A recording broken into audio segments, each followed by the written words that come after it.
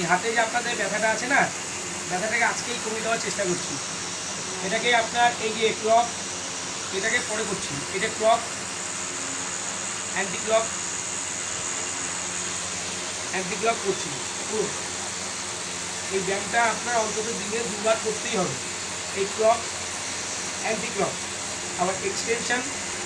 এই এক্সটেনশন মানে ভাঁজ করা, ফ্লেকশন মানে এই স্টেপ। এই স্টেপটাকে ফিজিওলজি টার্মসে বলে ফ্লেকশন, আর এই টার্মটাকে বলে এক্সটেনশন। এক্সটেনশন ফ্লেকশন করতে হবে 10 বার। এই হাতটাও এক্সটেনশন লাগছে আপনার, এক্সটেনশন এবং ফ্লেকশন করতে হবে।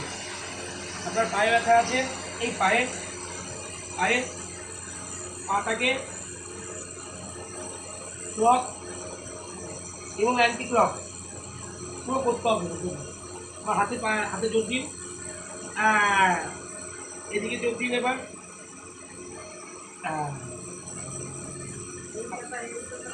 এই পাটা করছি, এটা পাটে ভাঁজ করুন একটু,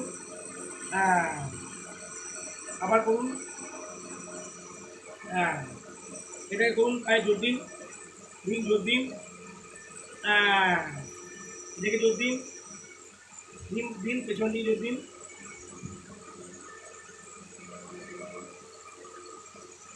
হাতে ভাঁজ করুন,